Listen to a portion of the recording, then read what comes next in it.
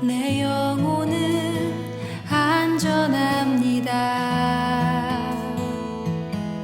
주 손길로 내 삶을 안으시니 그 평강이 나를 덮습니다. 내 아버지. 요즘 계속해서 우리 요나서를 우리 함께 말씀을 묵상하고 있습니다. 요나서가 1, 2, 3장으로 4장으로 되어 있기 때문에 크게 길지 않는 성경 중에 하나여서 여러분들도 한 자리에 앉으셔서 한 2, 30분간만 생각을 하려 하시면 요나서 전체를 읽을 수가 있습니다.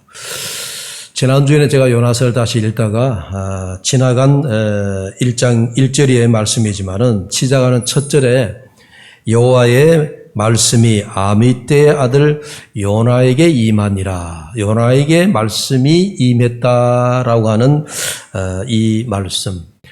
우리가 선지서에 보면 하나님의 말씀이 선지자 아모스에게 임하니라. 하나님의 말씀이 선지자 이사야에게 임하심이니라. 이렇게 하나님의 말씀이 누구에게, 어느 선지자에게 말씀이 임했다 하는 그런 하나의 패턴이랄까요? 네, 그런 것이 많이 나타납니다. 여러분 어떠세요? 하나님의 말씀이 오늘 나에게 임한다면 여러분들에게 어떤 변화가 있을 것 같아요? 네. 하나님의 말씀이 여러분들에게 한 번도 임하지 않으셨나요? 고개를 갸우뚱 하시는 것 같은데. 하나님의 말씀이 내게 임하니라. 그렇게 한번 생각해 보시라는 거죠. 하나님의 말씀이 오늘 나에게 임했다. 하나님의 말씀이 나에게 임하면 나에게 어떤 일이 벌어질 것인가. 여러분 한번 생각해 보십시오. 아마 엄청난 물길이 내게 밀려올 겁니다. 그런데 두 가지예요. 하나님의 말씀이 내게 임할 때 나에게 어떤 변화가 올 것인고 하니 나의 과거는 송두리째 없어져 버리고 이제 오직 임하신 하나님의 그 말씀, 어떤 말씀이냐. 요나 같은 경우에 네가 니느웨에 가서 말씀을 전하라. 요나의 삶에 완전히 하나님이 뒤바꿔 놓으신 그런 말씀이잖아요. 그래서 이 여호와의 말씀이 임하면 첫째는 이제는 내 마음대로 사는 것이 아니고 하나님의 명령하시는 그 말씀에 따라서 우리가 순종을 하든지 또 그 말씀에 따라서 어떻게 우리가 행동을 하든지 좌우지간 그렇게 돼야 돼요. 그런데 말씀이 임하지 않으면 어떻게 되느냐? 그냥 내가 마음대로 사는 겁니다.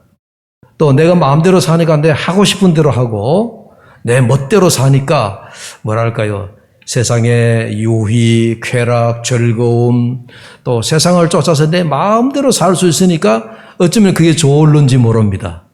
네, 그러나 나중에 결과는 여러분 하나님 말씀이 임했을 때 하고 또 임하지 않았을 때 하고는 우리가 그 끝은 엄청나게 달라져 있을 것이다. 하나님 말씀이 임하면 어쨌든 내가 결단을 해야 됩니다. 네, 내가 결단을 해야 되고 또 임하신 하나님의 말씀에 따라서 그 말씀대로 내가 순종을 해야 됩니다. 그러니까 이거 내가 엄청 괴로운 겁니다. 내 속에서 막 이제 순종할 것이냐 말 것이냐, 하나님의 말씀을 따를 것이냐 말 것이냐, 이런 내 마음의 어떤 심적인 갈등, 내부적인 갈등, 이런 것들이 나에게 막 이제 생겨나는 거죠. 그래서 요나 같은 경우에 보니까 하나님의 말씀이 아미떼의 아들 요나에게 임했는데 그러나 그 말씀을 받은 요나가 처음부터 순종하여 잘 나갔으면 좋은데 순종하지 아니하고 하나님의 말씀에 반대되는 방향으로 즉 불순종하여 가다 보니까 이제 요나에게 큰 일이 닥치게 된 것이죠. 그래서 오늘 이제 요나서 말씀 중에 이 큰 폭풍을 만난 것이 나 때문이다 하는 이 본문의 말씀이 나옵니다. 이 풍랑을 만난 것이 12절 끝절을 보십시오. 12절 하반절에 이 큰 폭풍을 만난 것이 나 때문인 줄을 내가 아노라. 오늘은 이 말씀을 중심으로 우리가 좀 말씀을 묵상하려고 합니다. 여러분, 저하고 지금 함께 생각을, 요나가 지금 풍랑을 만났다라고 하는 그 바다 한가운데로 여러분들이 한번 이동해 보십시오. 여러분 생각을. 지금 내가 타고 있는 이 배에 큰 풍랑을 만났어요. 성경대로 하자면 큰 폭풍을 만났습니다. 요나가 이 큰 폭풍을 만난 그 배 속에서 얼마나 태연하게 배 밑층에 들어가서 잠을 자고 있는지 모릅니다.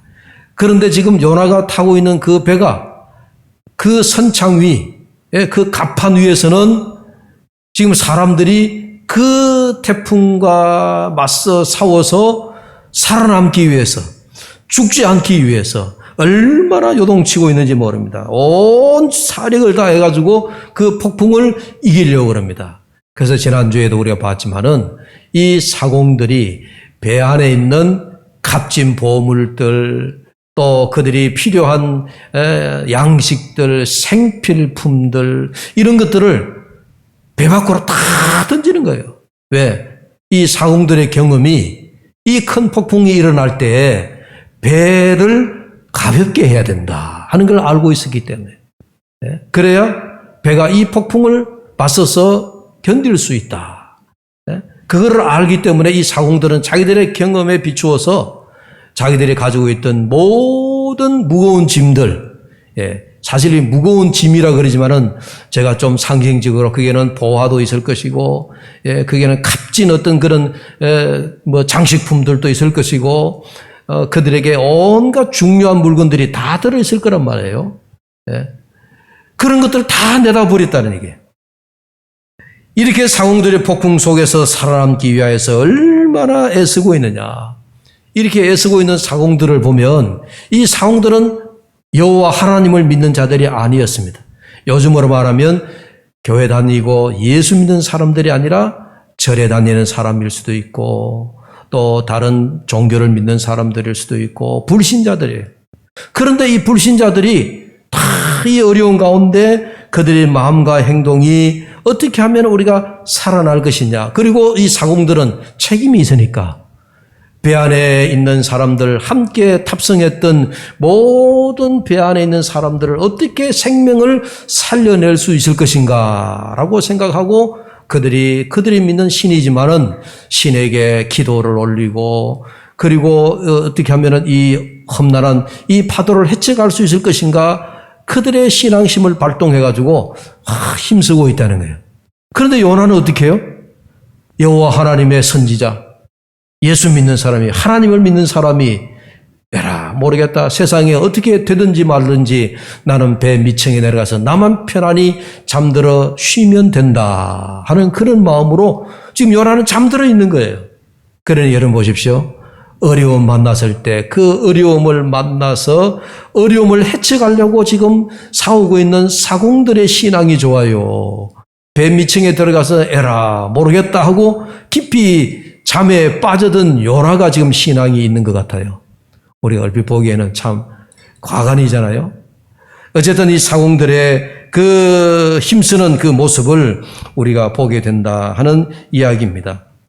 그러면서 이제 이 사공들이 혹시나 해서 그들에게 신의 이름을 부르고 기도를 올리고 도대체 이 풍랑이 어떤 연유로 왔느냐 하는 것을 알기 위해서 참 많은 노력을 하죠. 그러면서 한 사공이 배 밑층에 내려가니까 이 히브리 사람 요나라고 하는 자, 히브리 사람이 누군지 알지 못하지만 한 사람이 배 밑층에서 코를 골면서 잠들어 있는 거예요. 그를 깨우는 겁니다. 그 깨우는 모습이 이제 7절과 8절에 나오는데, 여러분 성경의 윗절에 지난주에 본 말씀이지만 한번 올라가서 볼까요? 7절과 8절입니다. 제가 읽겠습니다. 그들이 서로 이르되 자 우리가 제비를 뽑아 이 재앙이 누구로 말미암아 우리에게 임하였나 알아보자 하고 그 제비를 뽑으니 제비가 요나에게 뽑힌지라. 8절을 같이 읽을까요? 무리가 그에게 이르되 청하건대 이 재앙이 누구 때문에 우리에게 임하였는가 말하라. 내 생업이 무엇이며 네가 어디서 왔으며 내 나라가 어디며 어느 민족에 속하였느냐. 그렇게 묻습니다. 이 사공들이 혹은 무리들이 이 재앙이 누구 때문이냐. 이 재앙이 뭐예요? 잠잠하던 바다에 갑자기 큰 바람이 일더니 그 큰 바람이 바다에 풍랑을 일으켜서 큰 파도, 큰 폭풍을 일으키게 된 이 재앙이 누구 때문인가 하는 것을 지금 무리들이 요나에게 질문을 던지고 있는 겁니다.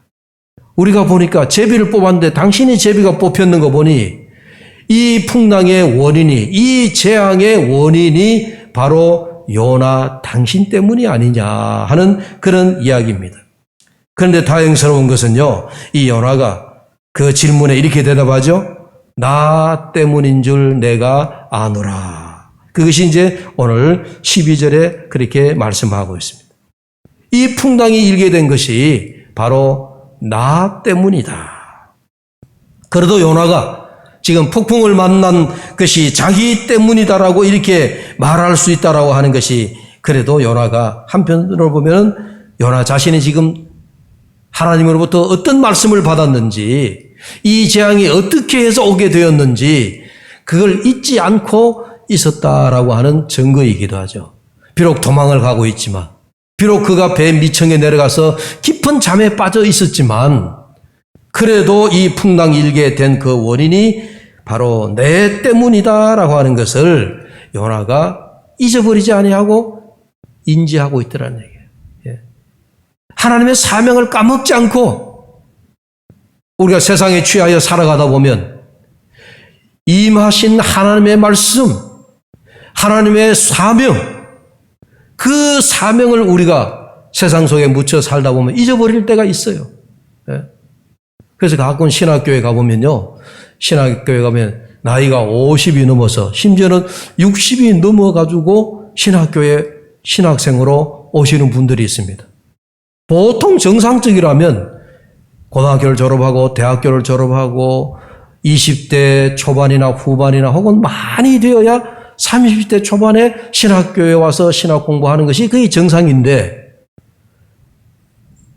60이 돼가지고 신학교에 왔다. 그동안 세상에서 자기 하고 싶은 일 마음대로 또 자기가 원하는 일 마음대로 살아가다가 그 사람이 60이 돼가지고 정신이 번쩍 든 거예요. 내가 젊은 시절에 내가 혹 어느 집회에 내가 들어가서 하나님 앞에 은혜를 받고 그때 내가 손을 들어 서원하기를 내가 주의 일을 하겠다 하고 서원했던 사람이 그만 세상으로 나아가서 잊어버리고 살았네. 직장 생활을 하다가 사업을 하다가 잘 살아가다가 여러분 어떤 계기가 풍랑을 만나가지고 그 풍랑을 만나고 보니까 내가 지금까지 하나님의 명령을 잊어버리고 하나님의 말씀을 잊어버리고 내가 살아왔구나. 내가 주를 위하여 헌신하겠다라고 약속을 했는데 그 서원을 내가 지키지 못했구나. 여러분 깨닫고 늦었지만 요나처럼 되돌아와서 신하게 하고 그리고 남은 여생을 자기가 헌신하는 그런 경우를 종종 보게 됩니다. 그래도 요나가 잊어버리지 않았다라고 하는 것이 다행이죠.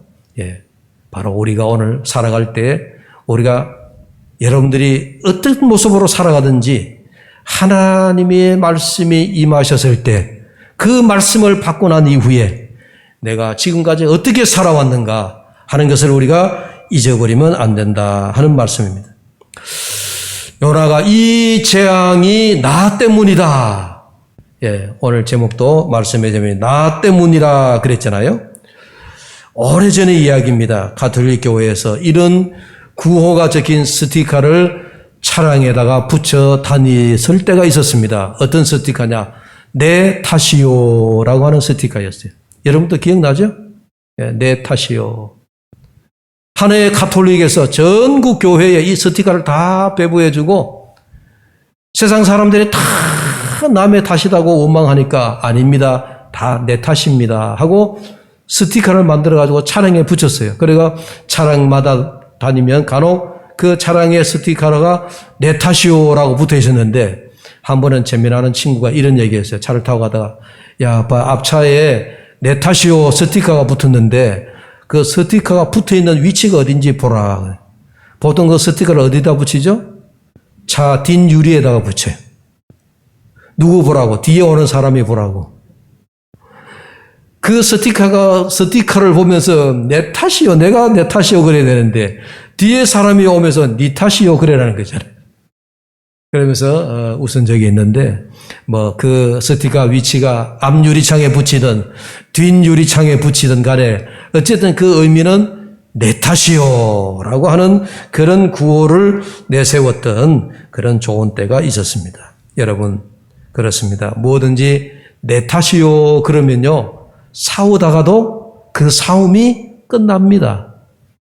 그러나 내 탓이 아니고 당신 탓이요 그러면 그 싸움이 끝이 나지 않습니다. 여러분 가정에서 부부싸움 하실 때가 있죠? 아멘 소리 아무도 안 하시네요. 부부싸움을 안 하시나 보네요. 아무리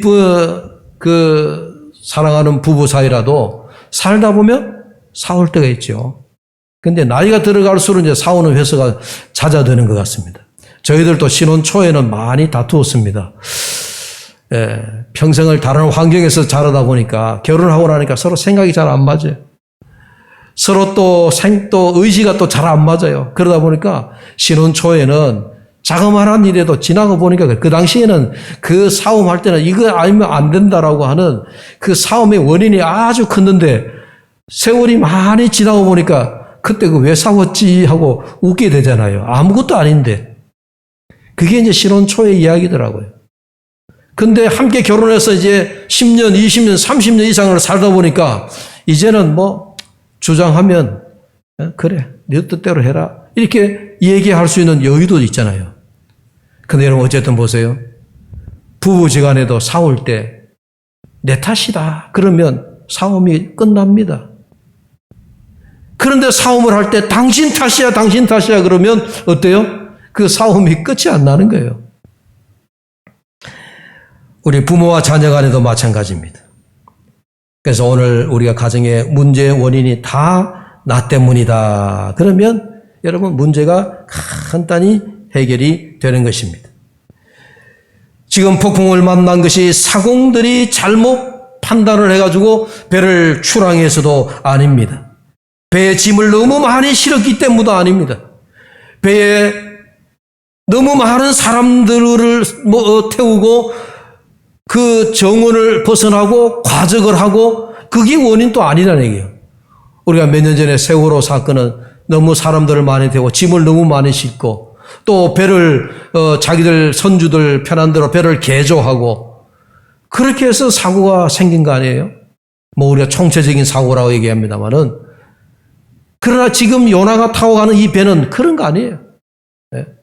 사람을 많이 태운 것도 아니고 짐을 너무 많이 실은 것도 아니고 우리가 성경에 아는 대로 지금 요나가 탄 배가 폭풍을 만나서 좌초할 위기에 놓인 것은 요나가 하나님의 말씀을 어기고 불순종하여 도망가고 있기 때문에 그 풍랑을 일으킨 자가 하나님이시다 하는 이야기입니다. 여러분, 그래서 요나가 제비가 뽑혔을 때 즉시 나 때문입니다. 이 재앙의 원인이 나 때문입니다라고 말했다는 거예요. 그래서 여러분 오늘 여러분의 가정에도 가정이 화목하고 가정이 평화롭게 되자면 여러분 뭔 일이 있든지 간에 다 나 때문이다. 나 때문이다. 여러분 자녀들 문제 때문에도 골머리를 썩힙니까? 자녀가 잘못이 없어요. 부모인 내 탓이다 그러면은 여러분 엇나갔던 자녀들이 이상하게 돌아옵니다. 말씀 비우던 자녀들이 다 돌아옵니다. 부모들이 내 때문이다라고 얘기하면 자식들이 그렇게 되더라는 얘기예요. 자식들을 잘 못한다고 계속 자식들을 몰아치니까 자식들이 자꾸 도망가는 거죠. 내 탓이다 그러면 자녀들이 돌아오게 된다. 이게 성경의 원리입니다. 아멘입니까? 네. 내 탓이다라고 그래야 돼요. 부부 사이에도 남편은 내 탓이요. 아내는 아내대로 내 탓이요라고 그러면 부부가 싸움이 되지가 않습니다. 여러분, 교회는 어떻습니까? 교회의 폭풍은 누구 때문입니까? 나의 기도가 부족한 까닭이다 생각하고 우리 모든 중직자들이 아이고 내 기도 부족한 탓이다. 우리 중직자 탓이다. 이 목사 탓이다. 여러분, 제가 진심으로 제가 말씀만 전하기 위해서 하는 얘기가 아니라 여러분, 교회가 어려울 때 다 목사 탓이에요. 교회 지도자의 목사 탓이에요. 우리가 다 이 교회의 어려움 또 목사 탓이라고 고백을 하고 또 평신도 여러분들은 여러분 나름대로 또 특별히 우리 장로님들은 장로님대로 다 내 탓이다라고 생각하면 여러분 교회에 사올 일이 있을까요 없을까요? 없죠. 목사는 장로 탓이다. 장로는 목사 탓이다. 평신도는 또 장로 탓이다. 이렇게 서로 원인을 네 탓이다라고 돌리면 교회의 문제는 끝이 없게 되는 것입니다. 우리 사회, 우리나라, 지금 우리 여러 사회에 비춰지고 있는 지금 작금의 현실들을 보십시오. 모두가 네 탓이다라고 얘기만 합니다. 여러분, 정치하는 사람들은 본래 정치하는 사람들이니까 자기 당이 잘했다 그러고 남의 당은 다 잘못됐다라고 얘기하는 것이 정치하는 사람들의 본성입니다. 여러분, 야당이 여당 잘했다고 하는 이야기를 들어보신 적이 있나요? 혹은 여당이 야당 잘했다 그렇게 칭찬하는 적이 있던가요? 여당은 야당을, 야당은 여당을 서로 공격하고 전부 다 자기 잘못이 아니고 남의 당이 잘못이라고 얘기합니다. 해방 이후에 오늘날과 같이 좌와 우가 이렇게 극심한 대립을 보였던 적이 있었을까 하는 생각을 갖게 됩니다. 여러분, 사회도 그렇습니다. 정치도 그렇습니다. 경제도 그렇습니다. 이렇게 어려움을 겪고 있는 이 시대에 계층 간의 갈등이나 세대 간의 갈등이나 빈부 간의 갈등이나 우리 사회에 모두가 당신 때문이라 당신 때문이다라고 하는 게 여러분 문제가 아니겠습니까? 그러니까 예수 믿는 우리들만이라도 오늘 이 사회가 내 탓이다라고 우리가 하나님 앞에 회개하며 기도해야 될 줄로 믿습니다. 여호수아가 이끌던 그 무리들이 여리고성을 무너뜨리고 아이성을 공격하러 갈 때 그들이 실패했다고 그랬잖아요. 누구 때문에? 아간 한 사람 때문에. 하나님께서는 믿는 공동체 안에서 여러분 아이성이 잘못이 아니에요. 우리 믿는 자들 중에서 한 사람의 잘못으로 인하여 하나님께서 아이성의 1차 공격을 실패하게 했는데 그때 여호수아가 하나님 그러면서 무릎을 꿇고 하나님 앞에 온종일 기도했다 그러죠. 이게 지도자의 모습이죠.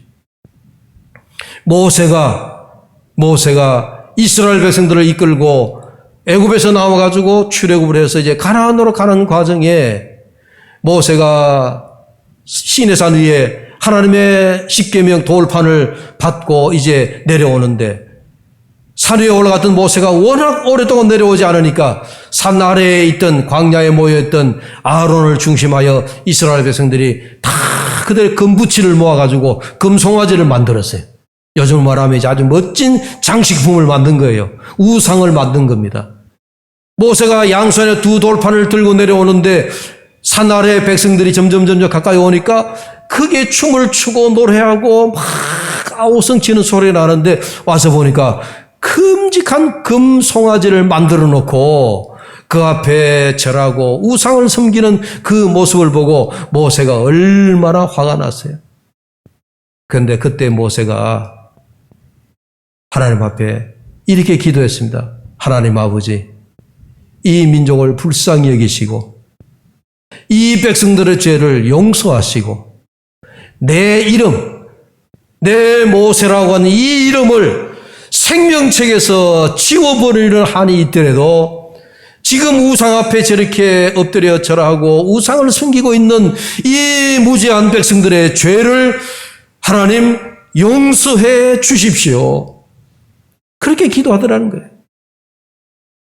이것이 모세가 화가 많이 났지만 정말 모세가 우상 앞에 절하고 있는 그 백성들을 바라보면서 너무너무 화가 많이 났지만 그래도 하나님 앞에 기도할 때에 이 모세가 하나님 이 죄를 저들을 용서하시고 나의 이름을 생명책에 지워버리는 한이 있더라도 저들의 죄를 용서해 주. 예수님의 기도도 아닙니까? 예수님의 기도도 그렇지 않습니까? 십자가에 달려 기도하시던 예수님이 아버지여 저들의 죄를 저들에게 돌리지 마시고 용서해 달라고 기도하시잖아요. 이게 이제 우리가 구약의 제사장의 기도입니다. 제사장은 자기가 죄가 있어서라기보다도 제사장은 하나님 앞에 늘 백성들을 위하여 회개하고 기도하고 그리했다는 이야기입니다. 여러분, 옛날 우리 어버이들이 자식들이 잘못하면 회초리를 가져오느라 해서 그 회초리를 자식들의 종아리에 때리는 경우도 있지만요. 그러나 정말 지독하게 말 안 듣는 자식이 있으면 그 회초리를 가지고 자식의 손에 쥐어주면서 어버이 종아리를 걷어올리고 네가 회초리로 내 다리를 때려라. 그렇게 했어요. 내가 너를 잘못 키운 내 잘못이다. 자식을 잘못되게 만든 것이 이 어버이 탓이다. 부모들이 그렇게 했단 말이에요. 당연히 내 탓이다고 봐. 오늘 말씀을 메모리합니다. 오늘 요나가 이 재앙이 나 때문이라, 이 폭풍이 나 때문이다. 이것이 요나의 고백입니다. 오늘 내가 만난 폭풍, 혹은 내 가정에 찾아온 폭풍, 그리고 교회에 찾아온 폭풍, 이 사회와 이 나라에 찾아온 폭풍이 누구 때문인가 해서 그 원인을 우리가 남들에게 돌리지 말고 이 폭풍이 나로 인함이라. 여러분 그렇게 여기시고 오늘 말씀을 들으면서 이 폭풍 만난 것은 나 때문이다라고 하는 이런 고백을, 진실한 고백을 나부터 할 수 있기를 바랍니다. 우리 공동체가 이 고백의 기도를 우리 모두 함께 드릴 수 있기를 주의 이름으로 축원합니다. 기도합시다.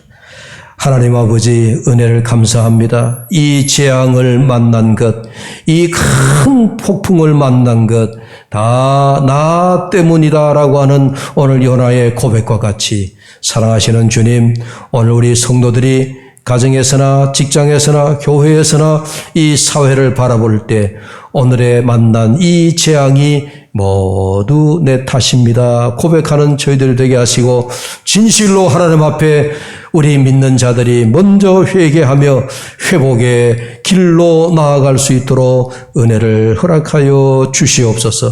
오늘 특별히 몸된 교회의 첫 걸음을 한 우리 김대용 성도의 부부를 주께서 기억하시고 그 가정을 주님 사랑하여 주시고 주의 말씀으로 복음으로 귀한 가정에 아버지 하나님 복음의 싹이 나게 하시고 열매 맺게 하시고 천국의 소망을 갖는 복된 가정 되게 하여 주시옵소서. 오늘 이제 그동안 한국에 나와서 잘 적응하고 다시 아버지 삶의 터전 사우디로 돌아가는 우리 사랑하는 에레니 아린이 가족들 주께서 기억하시고 주님 가는 곳곳마다 주님이 함께 동행하여 주시옵소서. 예수님의 이름으로 기도하옵나이다. 아멘.